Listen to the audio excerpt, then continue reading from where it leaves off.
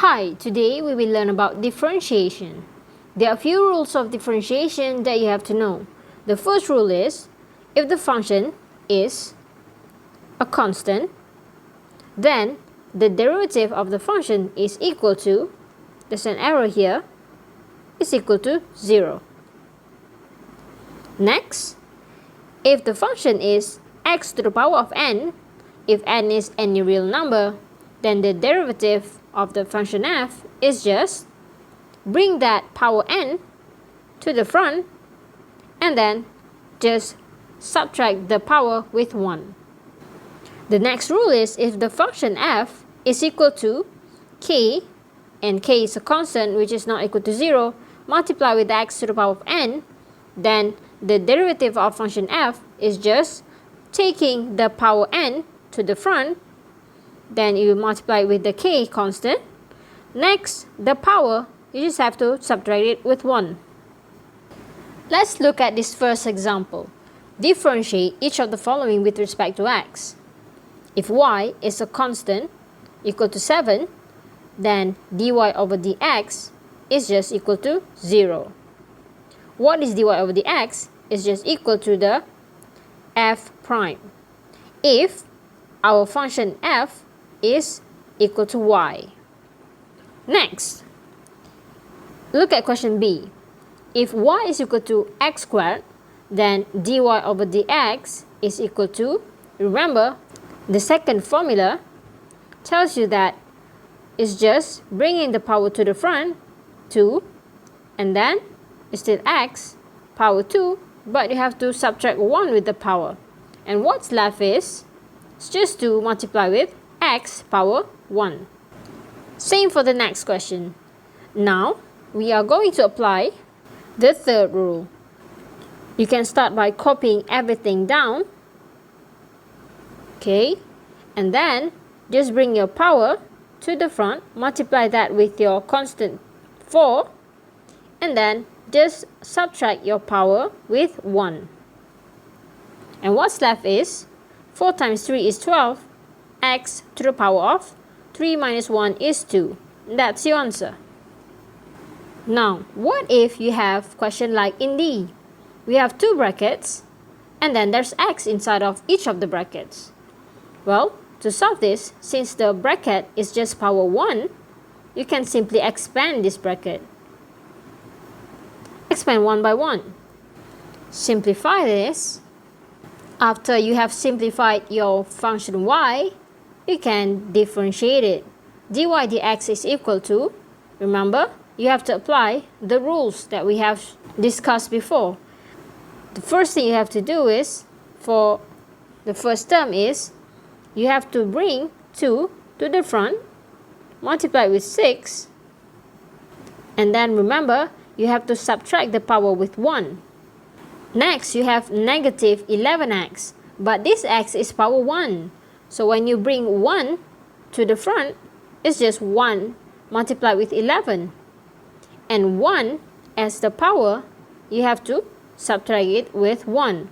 So 1 minus 1 is just power 0. And the last term, which is negative 10, this is a constant. So remember your first rule. Whenever it's a constant and you differentiate that constant, the answer is just 0. So it's like adding 0 behind this.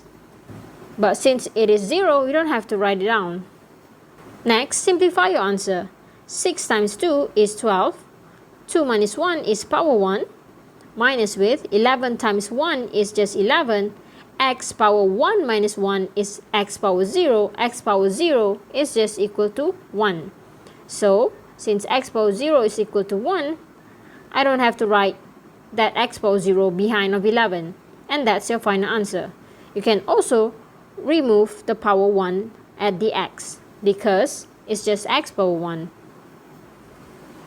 There's another rule that you need to know. The name is sum rule. Sum rule here states that whenever you sum 2 functions together, then the derivative of those functions is just by differentiating each of the functions separately and then add them up. Let's look at example 2. If the function f is equal to 3x squared plus 1, then to differentiate this, why I write f here is because we are looking at function f here. And why I write f prime? Because it's easier to write. You can also write this as df over dx. X at the denominator here stands for differentiating the function f with respect to x. So if the unknown that we want to differentiate is not x, for example it's 3u squared plus 1, then what you should write is df over du. But now, since the variable or the unknown that we want to differentiate is in terms of x, so we write df over dx. Or you can also write it as f prime in bracket x. Remember the sum rule. So sum rule says that we can differentiate the function separately. So the first function is 3x squared. Remember the steps. You can bring 2 to the front, multiply 2 with the constant 3, and then subtract the power 2 with 1. Behind is just a constant 1. Remember, whenever you differentiate a constant, the answer is 0. And then simplify your answer. 3 times 2 is 6, x power 1. So you can just leave your answer like that. You don't have to write plus 0 behind. Next, to differentiate b, you have 1 over x squared. To apply the rules that we have seen before in the first, second, and third shown here, you need to have the x on top and not below of a fraction. So how to bring 1 over x squared and bring the x on top? So your first step is to changing this form. You just have to copy all of the terms, but you have to change 1 over x squared and make sure your x is on top and it's not at the denominator. So what it's going to be is, remember your rule of indices. 1 over x power n is equal to x power negative n. So according to this rule of indices, you can bring 2 up and then there's a power negative in front. The rest, just copy the terms down. Next, just differentiate this one by one. Remember, to differentiate, you have to bring the power down and multiply it with the constant 4. And then subtract your power with 1. Next, your power is negative 2. Bring it down and write it in front of that x. After that, subtract your power with 1. And lastly, if there's no power for this x, it means it's just x power 1. So you can bring the power to the front, but it's just 1. And then subtract 1 with 1. And what's left here is just x power 0. And x power 0 is just equal to 1. So 1 multiplied with positive. So 1 multiplied with negative 1 is just negative 1. So your answer for this last term will be negative 1. And your answer for the second last term would be negative 2 times with x power of negative 3. And then your first term would be 12 times x power 2. You can leave your answer like this, or you can also change the form of your answer. You can change your power negative 3 and bring it down. But remember, this power negative 3 is only for the x. So this means 2 is still on top. So what's negative is just the x. So now if you bring x at the denominator, the power would be positive 3. And that's your answer. These two answers are equivalent, so you can choose either one. Next, for question C, we have 3 times third x minus 2x. Remember, if you want to differentiate, you have to make sure all of the x is on top. So if you have a fraction, you have to bring it up. Or if you have x in a third or in any root Then you have to change this root form into a power form or in the index form. So root n of x is equal to x to the power of 1 over n. So these are all the rules of indices. And for question C, we have this surd. If surd has no power or no number in front of that root, that means this is just 2, root 2.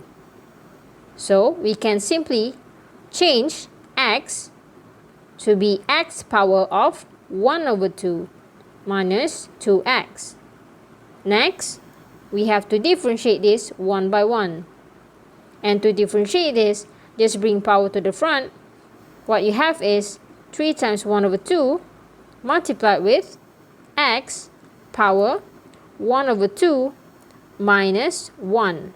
And then the next one would be, this is power 1, bring 1 to the front, so 2 times 1 is just 2.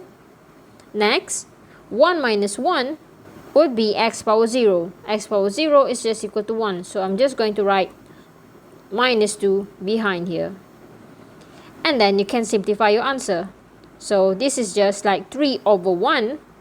So that's why you have to multiply numerator with numerator and denominator with denominator. What you get is 3 over 2 times x power negative 1 over 2 minus 2. And that's your final answer. For the last example, 2D, look at it one by one. Differentiate 10. 10 is a constant, so it's going to be 0. You don't have to write anything there. Next term, negative 3x. So what's left is x power 1, bring it to the front, is just negative 3 times 1. X power 1 minus 1 is just x power 0. X power 0 is just equal to 1. So you have only negative 3. Last term is negative x squared. You can bring power 2 to the front. So you have negative times with 2. And then x power 2 minus 1 is just 1. You don't have to write that power 1. And that's your final answer.